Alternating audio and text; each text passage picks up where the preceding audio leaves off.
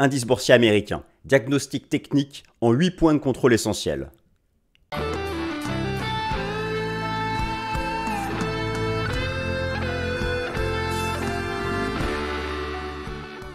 Alors chers amis, bienvenue, je suis ravi de vous retrouver pour la nouvelle édition du Top Gun. 8 points de contrôle essentiels, métaphore du secteur automobile pour les indices boursiers américains, à un moment où, alerte rouge, oui, je n'exagère pas, sur les taux d'intérêt du marché. Mais oui, bien sûr, vous l'avez suivi, ces taux d'intérêt du marché qui sont revenus, même un poil au-dessus, du niveau qui déclencha à l'époque, début mars, la crise bancaire. Alors, dans cette vidéo, je vais essayer de faire un format court. Je vais vous proposer d'abord une introduction fondamentale pour expliquer pourquoi les taux du marché sont revenus tout en haut, pourquoi le pivot de la Réserve fédérale des États-Unis, selon les nouvelles anticipations du marché, n'est pas attendu avant, et là, bouchez-vous les oreilles, le printemps 2024, rassurez-vous, pas 2025. Alors pourquoi le pivot de la Fed a été autant reporté dans le temps ? La solidité du marché du travail américain, la divergence entre le secteur des services qui tient le choc et le secteur manufacturier qui tend vers la récession, l'inflation sous-jacente qui ne s'aligne pas sur l'inflation nominale, en particulier l'inflation des services. D'ailleurs, cette semaine, mercredi, mise à jour de l'inflation aux États-Unis selon le CPI. Vendredi, mise à jour du PPI, les prix à la production. Les fondamentaux, je vais en dire un mot, mais le contexte fondamental reste très compliqué. Mais pourtant, malgré tout, c'est un fait.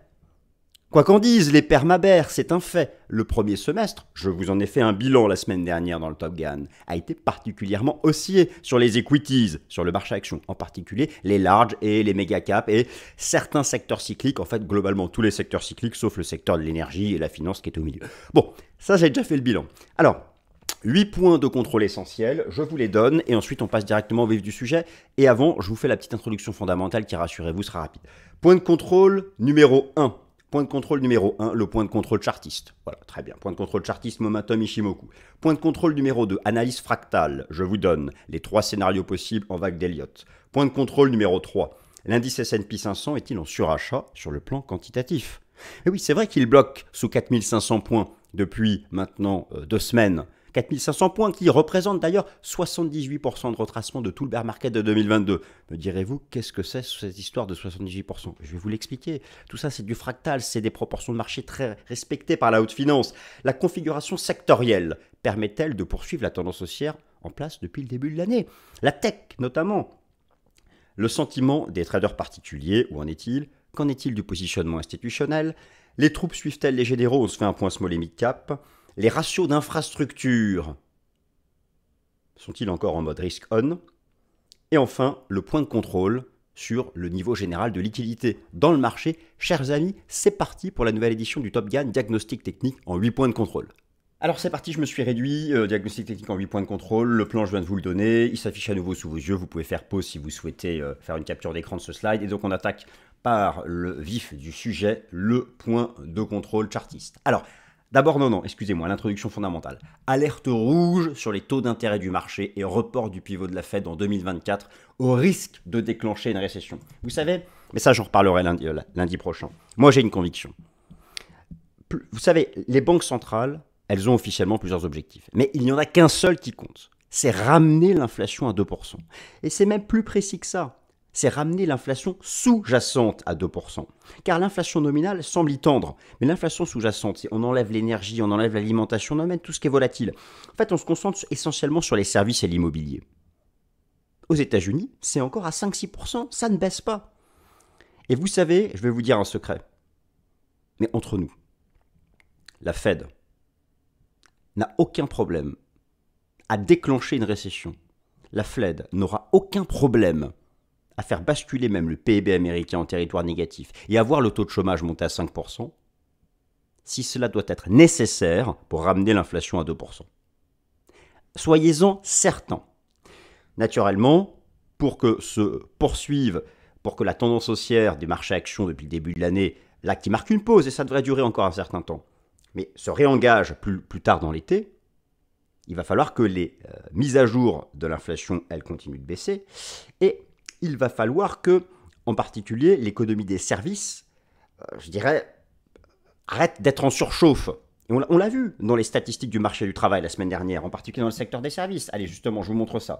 Donc, voyez, je ne peux pas m'empêcher à chaque fois de vous parler, mais les taux d'intérêt du marché, alerte rouge, l'ensemble de la courbe des taux a retrouvé, voire dépassé le niveau qui avait déclenché la crise bancaire au mois de mars.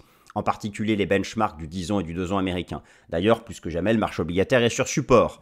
Les raisons sont la solidité du marché du travail américain, l'activité dans les services qui reste solide, ISM des services, mise à jour la semaine dernière, et inflationniste, et une désinflation sous-jacente qui ne s'aligne toujours pas sur la désinflation nominale. La divergence est très forte entre les anticipations macroéconomiques du secteur manufacturier, qui, lui, voit déjà une vague de licenciements, qui, lui, est déjà en croissance zéro et bientôt négative, alors que l'activité des services reste résiliente. Cette semaine, mise à jour de l'inflation US CPI le mercredi 12, et vous avez aussi la mise à jour de l'inflation à la production, le PPI. Avec l'enjeu de l'inflation sous-jacente, le pivot de la Fed est désormais reporté au printemps 2024, et c'est ça justement que je vais illustrer immédiatement. Alerte rouge donc sur les taux d'intérêt du marché. Vous avez ici le rendement obligataire à 10 ans aux États-Unis.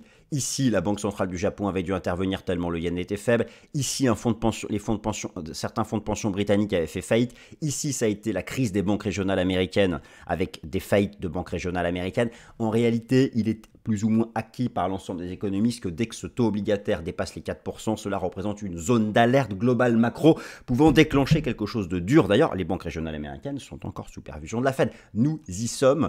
De la même façon, je peux vous montrer le rendement obligataire à 2 ans des États-Unis qui a retrouvé son niveau qui, à l'époque, avait déclenché la crise bancaire ici au début du mois de mars. Donc, alerte rouge sur ces taux d'intérêt du marché, d'autant plus que je vous remontre ici, vous savez, le bear market de 2022, vous avez ici les bougies japonaises hebdomadaires du S&P 500, le dollar américain qui lui reste en tendance baissière, mais ça j'en parle dans le Fast and Forex, et vous avez le rendement obligataire à 2 ans aux États-Unis. Il faut bien avoir conscience que tout le bear market de 2022, c'était celui de la remontée verticale des taux d'intérêt. Vous voyez que là, les taux d'intérêt sont venus tout en haut. Et pourtant, on résiste, car le marché action a quand même cet espoir que nous sommes en zone de point haut ici sur les rendements obligataires. Mais c'est touchy. On revient vraiment ici sur des points hauts. D'ailleurs, regardez les nouvelles anticipations de la politique monétaire de la Réserve fédérale des États-Unis. La prochaine décision de politique monétaire sera prise le 26 juillet et le taux de la Fed à 93% de probabilité devrait passer de 5,25 à 5,50. Regardez, le pivot n'est pas attendu avant mai 2024. En fait, il faut bien comprendre. Limite, imaginons que le marché action s'adapte des taux d'intérêt actuels. Vous savez, on dit en général qu'il faut entre 12 et 24 mois pour que les nouvelles conditions de taux d'intérêt commencent à impacter les acteurs réels. Ça fait à peine que 7 ou 8 mois que le taux de la Fed a dépassé 4%. Bon, en fait, au-delà du niveau absolu, ce qui compte, c'est la durée pendant laquelle ces taux vont rester élevés. L'écart temporel qui sépare, non pas du taux terminal, le taux terminal, il va être atteint cet été, ça va être 5,50 ou 5,75. Non, la durée avant le pivot. C'est bien, imaginons, la Fed nous dit là en juillet, ok, je suis à 5,50, je bouge plus. Oh, super, c'est le taux terminal. Si elle nous dit, super, je ne bouge plus, mais que je ne bouge plus pendant 1 an, c'est pas bon. Donc vous voyez, on va changer de sujet. Ce sera plus le taux terminal, ce qui comptera, c'est l'intervalle avant le pivot. Et ça, il n'y a que l'inflation qui vaut. La seule, imaginons que la Fed doive pivoter alors que l'inflation sous-jacente n'est pas à 2%. Elle est encore loin, je vais vous montrer. La seule raison qui pourrait amener la Fed à faire ça, c'est une hausse du taux de chômage. Et vous savez quoi? Moi, je pense que la Fed, même, elle la souhaite, pour briser encore une partie de l'activité économique, notamment celle des services, qui est inflationniste. Bon. Donc ça, c'est quand même pas anodin. Ces nouvelles anticipations sont dures et ça va être... Alors, justement, d'ailleurs, dès ce mercredi, il y a des mises à jour. Alors là, je vous montre l'ISM des services qui a été mis à jour la semaine dernière. Il est au-dessus de 50, donc ça crée de l'inflation encore dans le secteur des services. Je vous montre ici l'enquête ADP, qui est une enquête sur le marché du travail américain, 20% de la population active, 500 000 créations d'emplois. Voilà, et le taux de rapport NFP, le taux de chômage reste tout en bas. Et vous savez, lorsque vous regardez en détail les dernières mises à jour, les dernières anticipations macro de la Fed, elle pense que le taux de chômage va monter à 4,5. Et bien en fait, c'est qu'elle le souhaite, moi je pense. Alors bref, on verra. Dans tous les cas, cette semaine, mise à jour de l'inflation aux États-Unis, je vous ai mis ici, alors vous avez en marron l'indice des prix à la consommation nominal et en rouge la version sous-jacente. Vous voyez bien que le nominal est en chute libre, il est à 4%. Et d'ailleurs, selon l'algorithme de la Réserve fédérale de Cleveland, il devrait tomber à 3,22. lors de la mise à jour de ce mercredi. Donc oui, ça chute, mais la version nominale, elle est attendue stable à 5%. Et en fait, c'est quoi? Je vais vous montrer. Qu'est-ce que c'est la différence? La version globale, elle est là. La version nominale, vous enlevez en fait l'énergie et l'alimentation. En fait, en gros, ça va être les services et l'immobilier. Bah, regardez où sont les services et l'immobilier. Voilà, donc voilà. Alors on verra, peut-être que là on démarre une tendance baissière. Si c'est le cas, ce sera très bon. Mais si c'est pas le cas, c'est pas bon. Voilà. Allez, maintenant on commence le fameux diagnostic technique en 8 points de contrôle. Point de contrôle numéro 1, le contrôle technique chartiste Momentum et Ishimoku sur les indices S&P 500 et Nasdaq 100. Alors, la première étape du diagnostic consiste en la vue de marché de long terme à l'aide du graphique en données mensuelles. Sur cet horizon de temps long, à la différence de fin 2021 à titre de comparaison, il n'y a pas de signaux de renversement baissier, il n'y a pas de divergence, c'est ce que nous allons voir. Nous allons ensuite basculer sur l'horizon de temps hebdomadaire qui indique une situation de surachat avec un écartement fort au premier support en tendance et une petite divergence prix-momentum. C'est d'ailleurs pourquoi, depuis quelques semaines, le marché action américain est en pause. Le cadre moyen terme a donc besoin d'une pause. L'action des prix est d'ailleurs en pause. En données journalières, le marché bloque sous la résistance majeure des 4500 points, dont nous allons voir l'importance fractale lors du point de contrôle numéro 2, et doit épurer des divergences dites de surachat. Alors justement, regardons ensemble tout de suite cet aspect chartiste. Alors déjà, lorsque je dis que sur le graphique de long terme, il n'y a pas de divergence, il n'y a aucun stress, tout va bien sur le graphique de long terme, c'est même plutôt le contraire. Vous voyez, je veux dire, voilà, là vous avez le graphique en données mensuelles. Voilà ce que c'était par exemple la fin du bear market, du bull market en 2018, ou même fin 2021, il y avait des belles divergences sur le graphique mensuel. Là vous voyez qu'il n'y a rien. Donc sur l'horizon de temps long, pas de stress. Maintenant sur l'horizon de temps moyen terme. Alors ne tenez pas compte du décompte, regardez juste uniquement l'aspect chartiste momentum. Le marché, alors d'un point de vue de l'Ishimoku, on est loin des premières composantes, Kijun Tenkan, donc on marque une pause le temps qu'elle remonte, ça c'est une première chose. En termes de momentum, là vous aviez la divergence baissière juste avant le choc du Covid, on la voit très bien. Là, vous aviez la divergence baissière avant le bear market de 2022. Là, vous avez une toute petite div. Alors, la différence entre les divergences longues en zone de surachat et les petites comme ça, c'est que celles-ci sont vraiment des fins de bull market. Là, c'est plutôt une phase de pause. C'est ce que ça indique. Et d'ailleurs, la dynamique du MACD n'est pas du tout en divergence, comme ce fut le cas ici à l'époque, ça confirmait. Donc, c'est plutôt une pause par en fait, juste un surachat sur cette horizon de temps. Et d'ailleurs, en données journalières, sur le plan chartiste, les 4500 points, j'y viens dans le point de contrôle numéro 2. Et bien là, c'est pareil, le marché échoue 2 fois sous 4500 points, il y a des divergences à épurer, que ce soit sur l'indicateur de MACD ou sur le RSI, et moi j'ai un scénario en fait d'un range entre 4003 et 4005. Alors après, voilà, il va falloir, c'est le sens de sortie de ce range qui permettra de répondre à la question du moyen terme. D'ailleurs, maintenant passons donc au point de contrôle numéro 2. Là, je vais être plus précis, je vais vous proposer les scénarios possibles en vague d'Elliott à moyen terme sur l'indice S&P 500. Après le développement du bear market de l'année 2022, le marché action a donc fait un point bas au mois d'octobre 2022. Alors depuis s'opposent ceux qui pensent... En fait, il y a deux écoles. Ceux qui pensent que le point bas du bear market a été fait en octobre 2022 et que depuis, on a démarré un nouveau grand marché haussier. Ceux qui pensent qu'en fait, que le point bas d'octobre 2022 n'est qu'une étape intermédiaire dans le bear market. Et là, il y a deux décomptes en vague d'Elliott qui sont possibles. Donc vous avez soit un décompte haussier, ensuite vous avez deux décomptes qui ne sont pas haussiers, un qui est baissier, vraiment, et d'ailleurs ce serait l'échec à 4005 avant de partir en crack, un qui est plus neutre, qui verra en fait une grosse phase latérale entre les points bas d'octobre 2022 et les 4008, qui sont les records de décembre 2021. Et tout ça se justifie avec la théorie des vagues d'Elliott. Donc c'est ce que je vais vous montrer.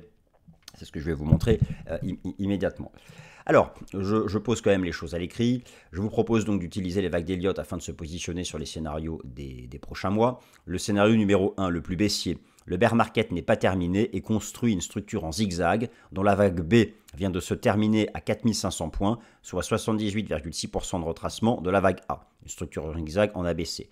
Le cas de figure numéro 2, le plus neutre baissier. Nous ne serions pas dans la construction d'un zigzag, mais dans la construction d'un flat régulier. soit un retour à 4800 points, les records de 2021 avant reprise de la baisse. Et le cas de figure numéro 3, le plus bullish, le bear market est terminé depuis octobre 2022 et nous sommes dans la vague 3 d'un nouveau marché haussier. Et là, vous avez donc cette fiche de Elliott Wave Cheat Sheet qui est vraiment très bien faite, du Elliott Wave Club, qui fait la synthèse de toutes ces structures possibles en vague d'Elliott. Et moi, donc, je vous montre ça directement ici en enlevant l'Ishimoku, l'histoire qu'on y voit quelque chose. Alors, première hypothèse la plus baissière, c'est celle-là. Si d'une phase de baisse en 3 temps, zigzag ABC. Pourquoi les 4500 points sont pivot? Parce que la théorie nous dit que jamais la vague B, au grand maximum, la vague B retrace 78,6% de la A. J'ai mis ici les retracements de Fibo. Ben vous voyez, on y est. On y est. Donc, en gros, c'est pourquoi la situation technique est tendue. Le scénario le plus baissier d'un grand truc en 3 temps comme ça, qui nous renverrait ensuite en direction des 2500 points, c'est l'échec à 4005. Pour valider ça, il faut casser 4002. Si on casse 4002, on va vraiment valider ce scénario baissier. Maintenant, il y a un scénario moins baissier, qui est celui du flat. Le flat, c'est quoi? En fait, c'est ça, le flat. Le flat, c'est ça. C'est ce type de pattern. Voilà. ABC, et donc dans ces cas-là, en fait, moi, ma certitude, c'est que si on dépasse les 4500 points, on reviendra chercher 4008. Et là, alors soit on est vraiment dans un nouveau bull market, on casse les 4008, et en fait, c'est qu'on est dans une grande 3, on fait 3, 4, 5, et on va vers de nouveaux records. Mais si on échoue à 4008 après avoir dépensé 4005, et qu'on recasse 4005, ça veut dire qu'on sera dans un flat régulier, et on reviendra chercher les plus bas d'octobre 2022. Donc voilà, il y a vraiment ici des hypothèses qui tiennent la route en accord avec les fondamentaux. Et maintenant, pour faire le choix de l'hypothèse la plus valable, ce sont les niveaux chartistes. En gros, si on casse à la hausse 4500 points, oubliez le zigzag. On sera soit en flat, soit en bull market. Si on échoue sous 4500 points et qu'on casse les 4003, et voire même surtout les 4002, dans ces cas-là, c'est sûr qu'on est en zigzag et on reviendra au bas mot au contact d'octobre 2022. Donc en gros, l'invalidation du rebond, l'invalidation technique du rebond, c'est 4002, 4300 points. Voilà. Et 4500 points, c'est le dernier espoir du scénario baissier. Et d'ailleurs, ceux qui font le scénario baissier espèrent un double top journalier majeur sous 4005 qui validerait ici leur configuration en zigzag. Point de contrôle numéro 3. Sur le plan quantitatif, le marché action américain est bientôt en surachat à court terme, mais il n'est pas encore. Alors pour l'analyse quantitative, vous savez que j'utilise le pourcentage d'actions du S&P 500 au-dessus des moyennes mobiles à 20, 50 et 200 jours. Le pourcentage d'actions du S&P 500 au-dessus de la moyenne mobile à 20 jours permet d'avoir la vue sur le très court terme. Pour moi, le plus efficace pour vraiment choper les points bas en journalier, c'est le pourcentage d'actions du S&P 500 au-dessus de la moyenne mobile à 50 jours. Et pour la vue moyen long terme, c'est le pourcentage d'actions au-dessus de la moyenne mobile à 200 jours. Alors, nous ne sommes pas encore en surachat, presque, mais pas encore. Je vous montre ici le pourcentage d'actions au-dessus de la moyenne mobile à 50 jours, ben regardez, là c'était le point bas d'octobre 2022. Il y avait moins de 20% d'actions du S&P 500 au-dessus de la moyenne mobile à 50 jours. Là c'était le point bas de mars 2022. Là c'était le point haut de février 2023. Je vous remonte, hein, voilà. Là c'était le, voilà, là c'est ici c'était le point haut de février 2023. Là c'était octobre 2022. Là c'était mars 2022. Donc ça fonctionne bien. Et donc là où je m'inquiète pas trop, c'est que moi je pense que vraiment il y aura une phase de prise de profit lorsqu'on aura retrouvé plus de 80% d'actions au-dessus de la moyenne mobile à 50 jours. Et si vous regardez le pourcentage d'actions maintenant au-dessus de la moyenne mobile à 200 jours, on est très très loin des zones extrêmes. Donc voilà. Donc ça c'est bien, pas encore en surachat, mais bientôt. Et maintenant, le point de contrôle numéro 4, la configuration sectorielle permettait de poursuivre la tendance haussière à court terme. Alors comme je vous l'ai déjà expliqué, la performance haussière des indices boursiers à 2 chiffres depuis octobre 2022 s'est largement construite sur une hiérarchie sectorielle risk-on. C'est-à-dire que ce sont les secteurs les plus cycliques qui ont porté la hausse, les secteurs les plus offensifs, sauf le secteur de l'énergie à cause de la forte baisse du prix du pétrole depuis le déclenchement de la guerre en Ukraine. Et la hausse s'est construite sur les larges et les méga-cap. La question est, les secteurs qui ont permis la hausse, donc les secteurs les plus cycliques, les valeurs de l'industrie, les valeurs de la tech, les valeurs de la consommation discrétionnaire, les secteurs les plus cycliques sont-ils en surachat, sous résistance technique ce début d'été, et au contraire les secteurs qui sont passés à côté de la hausse, les secteurs défensifs, eux, sont-ils en train de donner des signaux de renversement haussier? Si c'est le cas, c'est qu'on va marquer une pause plus longue que prévu. Alors je vous rappelle ici avec ce tableau croisé qui classe donc, la performance depuis le début de l'année, year to date, en tenant compte de la taille de la capitalisation boursière. Et ici, vous avez les 11 super secteurs au sein duquel les 500 actions du S&P 500 sont rassemblées. Et vous voyez bien que les secteurs les plus performants en year to date, c'est les valeurs industrielles, les valeurs de la tech, communication, consommation cyclique. Alors, il n'y a que l'énergie, en fait, dans les secteurs cycliques qui est tout en bas, mais les secteurs défensifs sont tout en bas. Santé, utilities et staples, consumer defensive. Donc, en gros, il faut s'inquiéter si tous ces secteurs-là sont sous résistance où il y a des divergences haussières, et il faut s'inquiéter si les secteurs défensifs, eux, au contraire, proposent des structures de rebond. Donc, on va regarder ensemble certains de ces secteurs. Je suis ici sur TradingView et je me suis créé donc ma liste avec les 11 super secteurs. Regardons tout d'abord la tech et effectivement, alerte rouge sur la tech. Alors, alerte rouge sur la tech, moi je pense que vraiment la tech ne va plus surperformer.